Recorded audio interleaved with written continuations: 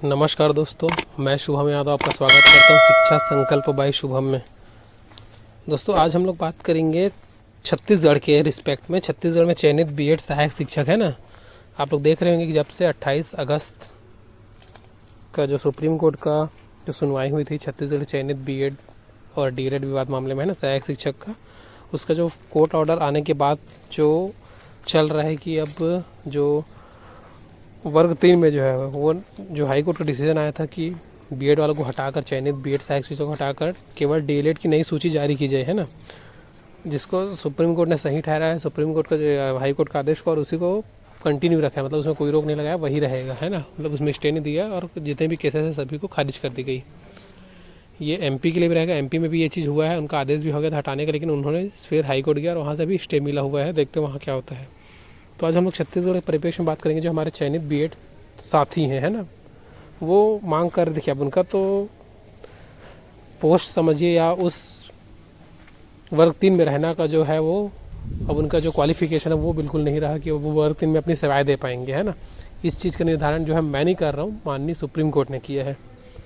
कुछ बीएड साथी मुझे कमेंट करते हैं, आप बोलते हैं पर्सनली, कुछ लोग कॉल भी किए थे कि सर आप निगेटिव बता रहे हैं बीएड का। देखिए मैं निगेटिव नहीं बता रहा हूँ, हमारे साथी जो बात करते हैं कि हमने एग्ज़ाम क्वालिफाई करके आए जैसा भी, तो उसका जो है आप लोग अपने एडवोकेट के माध्यम से माननीय सुप्रीम कोर्ट और हाई कोर्ट में अपनी बातें रख चुकी है, आपकी उसने नहीं माना है ना, तो आप बिल्कुल अब एक एज अ टीचर है, आप उनको एक्सेप्ट करना चाहिए जो आदेश आया हुआ है और उनको मानना चाहिए है ना कि अब फिर से आप लोग बात करें कि सर हमने एग्ज़ाम दिलाया, नोटिफिकेशन जैसा भी था, ये सब चीज़ को सोच समझ के मतलब सुप्रीम कोर्ट हाई कोर्ट ने पूरा ये चीज़ को सुना है।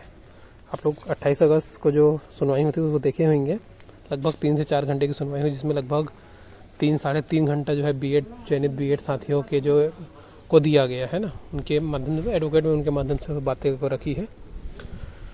अब हमारे साथी जो है वो मांग कर रहे हैं कि देखिए अब वर्ग 3 में तो रह नहीं सकते, ये बिल्कुल क्लियर कट है। 11 अगस्त के बाद माननीय सुप्रीम कोर्ट का सख्त आदेश है, निर्देश है कि 11 अगस्त के बाद कोई भी बीएड में अपॉइंट नहीं हो सकता। लेकिन छत्तीसगढ़ में चूँकि सितंबर में नियुक्तियाँ प्रारंभ हुई तो यहाँ से उनको हटना पड़ेगा, ये बिल्कुल क्लियर है। और ये कुछ बीएड साथी समझ भी चुके हैं और कुछ बीएड साथी अभी भी यही रट लगाए हुए हैं जो पहले बोलते थे कि हम जैसा भी नोटिफिकेशन देख के तैयार किए, राजपत्र में जो था वो बात किया। देखिए मैं निगेटिव नहीं फैला रहा हूँ, जो है वो बता रहा हूँ है ना। कुछ साथी बोलते हैं कि सर आप होते तो ऐसा, यदि आप चयनित बीएड साथी, देखिए जो होता। और हाँ, कुछ साथी ये भी बोलते हैं कि हमें अचानक हटाया जा रहा है। अचानक नहीं हटाया जा रहा है, आपकी नियुक्ति में बिल्कुल कोई केस का मेंशन था, डायरी नंबर लिखा हुआ था कि आपका जो भी नियुक्ति होगी इसकी अधीन होगी। तो बिल्कुल ये जो है बिल्कुल मीडिया में या किसी भी चैनलों के माध्यम से ये ना प्रसारित करें कि हमें अचानक हटाया जा रहा है, हमको नहीं पता था। ठीक है, आपको एग्ज़ाम तक नहीं पता था, लेकिन जैसे आपको नियुक्ति का आदेश आया तो आपको उस टाइम पे ये मांग कर लेना था कि सर इसको क्लियर करा दीजिए, हमें सशर्त नियुक्ति नहीं चाहिए या कंडीशनल नियुक्ति नहीं चाहिए, या हमारे नियुक्ति पर कोई भी केस आरोपित ना हो, पहले वो क्लियर हो जाए। अर्जेंट हियरिंग हो सकती थी कि कोर्ट में ये व्यवस्था होती है कि अर्जेंट हियरिंग किया जा सकता है, तो वो हट करवा लेना था, उसके बाद नियुक्ति लेना था। हमारे कुछ विभिन्न चैनलों के माध्यम से आप देखे होंगे कि डीएड वाले साथी शिक्षा विभाग को या बहुत मांग की है कि सर ऐसी नियुक्ति मत दीजिए, क्योंकि क्या होगा, समस्याएं आएंगी। चयनित यदि जो चयन में आ जाते हैं ना, ये मैं भी समझ रहा हूँ कि क्या होता है, सिलेक्शन के आने के बाद बहुत सारी उम्मीदें बढ़ जाती हैं। मतलब आपको एक फिक्स अमाउंट में सैलरी आना हो गया ना, समाज में प्रतिष्ठा मिल जाती है, अब उस चीज़ को छीनना एक बहुत बड़ी दिक्कत होती है।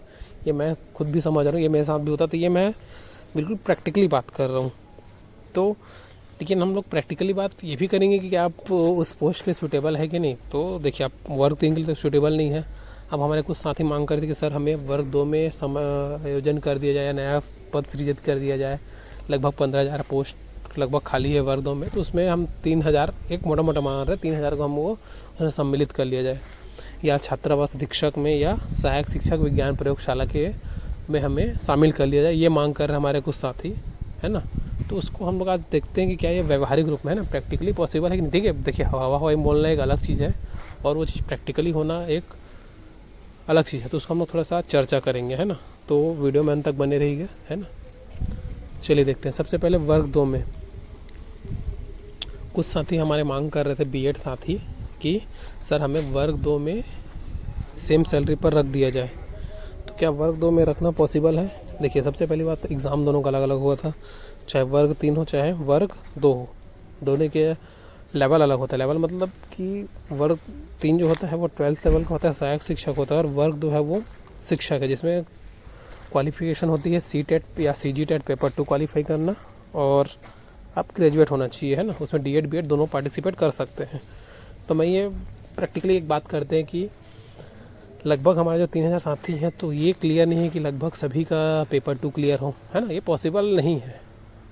मतलब हम लोग आइडियली बात नहीं करेंगे, लेकिन प्रैक्टिकली बात करेंगे। सब साथी का वर्ग तो क्लियर पेपर 2 जो है वो, चाहे सीजीटेट हो चाहे सीटेट हो सकता है 90% का क्लियर हो सकता है, मतलब कितना भी हो सकता है, लेकिन 100% का क्लियर हो ये पॉसिबिलिटी नहीं है। तो उनका समायोजन करना मुश्किल है। अब दूसरी बात आते हैं हम लोग एग्ज़ाम का। दोनों का एग्ज़ाम क्या हुआ था, अलग अलग हुआ था, तो उनको ऐसा प्रमोट कर दे यार, रख लेना। थोड़ा सा प्रैक्टिकली पॉसिबल नहीं, मुझे जहाँ तक लगता है। बाकी आप लोग अपनी अपनी राय कमेंट के माध्यम से दे सकते हैं, आप लोग स्वतंत्र हैं। जो हम लोग हैं वो प्रैक्टिकली बात करेंगे, है ना। उसके बाद देखते हैं, फिर कुछ साथी बोलते हैं कि छात्रावास अधीक्षक में हमें रख लिया जाए, है ना, क्योंकि उसका जो क्वालिफिकेशन होता है 12th पास होता है। तो मिनिमम लगभग सभी साथी जो 3000 है मिनिमम 12th पास ही हैं, ग्रेजुएट है मिनिमम, क्योंकि इसका क्वालिफिकेशन जो था वो, माफ़ कीजिएगा सॉरी, सहायक शिक्षक के लिए क्वालिफिकेशन 12th रखा गया था। तो एक मैं करेक्शन करना चाहूँगा, शिक्षक वर्ग में कुछ साथी ऐसा होता है कि केवल 12th पास हो, नहीं ये चीज़ नहीं हो सकता, क्योंकि आपने बीएड करके आया, तो बीएड करके आया मतलब आप ग्रेजुएट हैं, तो बिल्कुल है हाँ। लेकिन छात्रावास में क्या है, क्वालिफिकेशन मिनिमम 12th पास है, तो बिल्कुल नो डाउट इसमें 12th पास तो लगभग होंगे हर कोई, क्योंकि आपने बीएड किया तो मिनिमम आप ग्रेजुएट हैं। लेकिन ये बात करते हैं इसमें एग्ज़ाम पैटर्न क्या होता है, डिफरेंस होता है। अभी आप हुआ हाल ही में छात्रावास अधीक्षक का एग्ज़ाम, है ना, उसमें आप देखेंगे कि इसमें एग्ज़ाम पैटर्न अलग है, यानी कि इसमें कंप्यूटर जो होता है क्वालिफाई होता है, नेचर का होता है। मतलब 30 क्वेश्चन आया था, उसमें से हमको मिनिमम 50% मार्क्स लाना अनिवार्य है। लेकिन सहायक शिक्षक में या शिक्षक एग्ज़ाम में ऐसा कुछ नहीं होता है। तो ये एग्ज़ाम पैटर्न डिफरेंस है, तो इसमें इनको समायोजन करना थोड़ा सा प्रैक्टिकली मुझे नहीं लगता पॉसिबल है। चाहे गवर्नमेंट तो कर सकती है, मैं तो चाहता हूँ कि आप की हो जाए। देखिए मैं बिल्कुल नेगेटिव बात नहीं कर रहा हूँ, बिल्कुल प्रैक्टिकली बात कर रहा हूँ। मैं बिल्कुल आपको ये नहीं चाह रहा हूँ कि आपका ना हो, बिल्कुल हो जाए। ये तो हम चाहते हैं कि कहीं ना कहीं भाई आपका साथ आपकी परिवार जुड़ी हुई है, कहीं ना कहीं आपका सिलेक्शन हो और कहीं ना कहीं आप जॉब में करें। लेकिन हम लोग ये जो हो सकता है कि नहीं, ये हम बात कर रहे हैं। उसके बाद अगली बात करेंगे हम लोग सहायक शिक्षक विज्ञान प्रयोगशाला। कुछ साथी बोल रहे थे कि ये 3 नाम बताए थे, तो मैं प्रैक्टिकली इसी 3 नाम के आधार पर बनाया हूँ। तो सहायक शिक्षक विज्ञान प्रयोगशाला के लिए जब लास्ट टाइम वैकेंसी आई हुई थी 2019 शिक्षक भर्ती में, तो उसमें क्वालिफिकेशन रखा गया था 12वीं पास मैथ से या बायो होना चाहिए, साइंस स्ट्रीम से आपके पास होना चाहिए। तो इसमें प्रैक्टिकली नहीं है कि पूरे 3000 साथी जो है वो मैथ्स बैकग्राउंड या बायो बैकग्राउंड से, कुछ साथी आर्ट्स वाले हो सकते हैं, कुछ साथी कॉमर्स वाले हो सकते हैं, है ना। केवल पूरा 100% साथी साइंस बैकग्राउंड से हो, ये भी पॉसिबल नहीं है। तो पूरे 3000 साथियों को सीधा सीधा विज्ञान प्रयोगशाला में डालना भी पॉसिबिलिटी नहीं है। क्यों? क्योंकि उनके पास ये चीज़ क्वालिफिकेशन नहीं मिलेंगी कि 12th उनके पास बायो हो या मैथ्स हो सकता है कुछ आर्ट्स कॉमर्स या एग्रीकल्चर सब्जेक्ट वाले हो सकते हैं, तो उनका समायोजन करना मुश्किल है ना। तो ये मैं बहुत साथी मुझसे मांग कर रहे थे कि सर ये चीज़ इस वीडियो बनाइए, तो मैं इस पर वीडियो बनाया कि ये चीज़ हो सकता है कि नहीं प्रैक्टिकली, है ना। बाकी आप लोग स्वतंत्र हैं, अपनी अपनी मांग रख सकते हैं। हम भी सरकार से रिक्वेस्ट कर रहे हैं और आप भी रिक्वेस्ट कीजिए। देखिए वर्ग 3 जो है हमारे साथी जो डीएलएड वाले हैं, है ना, उन लोग को बड़प्पन देखिए कि ये मांग करें कि सर आप जो चयनित बीएड सहायक शिक्षक उनको कहीं भी रखिए, हमको इससे डाउट नहीं है, लेकिन हमको नियुक्ति दीजिए, हम ये मांग कर रहे हैं। लेकिन वहीं हमारे साथी बीएड वाले जो चयनित सहायक शिक्षक है ये मांग करके नहीं सर हमने एग्ज़ाम दिला के लाया, वो जो कम नंबर वाले हैं आप बच्चों को पढ़ाएंगे, तो ये बिल्कुल निगेटिव मत कीजिए। आप इस चीज़ का निर्धारण जो है वो कौन किसके लायक है पढ़ाने के लिए, इसका निर्धारण जो है वो माननीय सुप्रीम कोर्ट भारत की उन्होंने कर दिया है। तो इसमें अब मुझे नहीं लगता कि एक लोकतांत्रिक देश में अब कि आप सुप्रीम कोर्ट का जो है वो आदेश का पालन नहीं करेंगे, उसके ऊपर आप अगेंस्ट में टीका टिप्पणी करेंगे, है ना। बिल्कुल आप सम्मान कीजिए जो भी कोर्ट का आदेश आया है, और ये मांग कीजिए कि सर हमें कहीं समायोजन कीजिए। ये ना मांग कीजिए अब कि हमसे कम में जो नंबर लाए हैं 30-40 नंबर लाए हैं उन लोग अब एग्ज़ाम देंगे, मतलब बच्चों को पढ़ाएंगे। हम वेल क्वालिफाइड जो हैं वो अच्छे नंबर लाए हैं, अच्छे रैंक लाए हैं, उन लोग को हटाया जा रहा है। तो ये नहीं है, इसका निर्धारण पूरा माननीय हाई कोर्ट और सुप्रीम कोर्ट ने किया है। और आप लोग हमारे डीएलएड साथी बल्कि ये मांग कर रहे हैं कि सर हमें नियुक्ति दीजिए, अब बल्कि आपको इनको भी हमारे साथ देना चाहिए, सर इनको नियुक्ति दीजिए, लेकिन हमारा कहीं समायोजन कीजिए। उसके देखिए सरकार के पास बहुत सारी असीम शक्तियाँ होती है, वो कर सकते, बिल्कुल कर सकते। मैं चाहता भी हूँ कि हो आपके लिए, मैं बिल्कुल भी नहीं चाह रहा हूँ कि आपको कहीं हो। और ये वीडियो बनाने का बिल्कुल भी मेरा ये मकसद नहीं है कि आपको डीमोटिवेट करना, मैं बिल्कुल मोटिवेट करना चाह रहा हूँ। लेकिन प्रैक्टिकली भी बात करना ज़रूरी है जो चीज़ें हैं ना, तो ये मैं इसलिए वीडियो बनाया हूँ दोस्तों। बाकी आप लोग की क्या क्या राय है कमेंट के माध्यम से बता सकते हैं।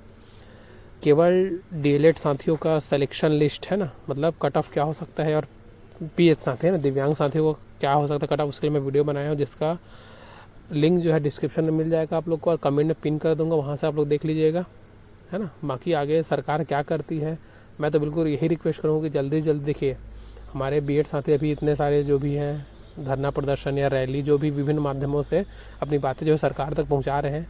ये तो हम 1 साल से पीड़ित हैं डीएलएड साथी, मतलब जब से 29 अगस्त 2023 में जब आप लोग को बीएड साथियों को जो है वो अंतरिम रिलीफ लेकर के वो जब शामिल हुए थे, तब से डीएलएड वाले अपनी नौकरी के लिए तरस लेंगे, क्योंकि जो डीएड साथी है वो काउंसलिंग करा के अभी भी भटक रहे हैं, उनकी नियुक्ति मिलेगी करके। लेकिन अब 2 अप्रैल को डिसीजन आ गया, उसके बाद सुप्रीम कोर्ट में चला गया, लेकिन अभी भी उसके बाद भी स्टे नहीं दिया गया था।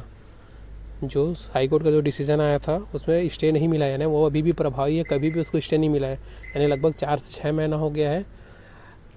माननीय हाई कोर्ट का जो आदेश है उसका अभी भी अपमान हो रहा है, ये बोल सकते हैं, क्योंकि उसका आदेश का पालन अभी भी चाहे राज्य सरकार हो या अधिकारियों द्वारा ये पालन नहीं किया जा रहा है ना। तो ये मैं चाहता हूँ, मांग करता हूँ सरकार से कि ज़्यादा से ज़्यादा जल्दी जो है वो माननीय सुप्रीम कोर्ट हाई कोर्ट के आदेश को पालन करते हुए डीएलएड साथियों को नियुक्ति दी जाए, जितने भी चयनित बीएड सहायक शिक्षक हैं उनके स्थान पर, और बीएड सहायक शिक्षक साथियों के लिए कोई न कोई उपाय जरूर खोजा जाए सरकार के वाला, क्योंकि उनकी जो है वो परिवार की आशाएं या उनके पूरा एक हो जाता है, ढल जाता है ना। तो उनके लिए बिल्कुल कुछ ना कुछ विचार किए सरकार, और ये चीज़ को काम जो है जल्दी से जल्दी करे, क्योंकि दोनों पक्ष इसमें प्रभावित हो रहा है। डीएलएड वाले भी नियुक्ति की आस में बैठे हुए हैं, और बीएड वाले भी असमंजस की स्थिति में है कि उनके साथ क्या होने वाला है ना, कि वो इस पोस्ट में तो नहीं रहेंगे, वो तो क्लियर है, वर्ग 3 में तो नहीं रह पाएंगे। अब उनको कहाँ रखा जाता है वो भी उनके लिए स्पष्ट नहीं हो पा रही है। सरकार से गुजारिश है कि बहुत जल्दी इस चीज़ में डिसीजन ले दोस्तों। बाकी आप लोग अपनी राय कमेंट के माध्यम से बताइए, और फिर कोई भी अपडेट आता है तो ज़रूर आपको इस चैनल पर दिया जाएगा दोस्तों। तो चैनल को सब्सक्राइब कर लीजिए, वीडियो अच्छा लगा हो तो लाइक कीजिएगा, और मिलते हैं फिर अगले वीडियो में। तब तक के लिए धन्यवाद, आपका दिन शुभ हो।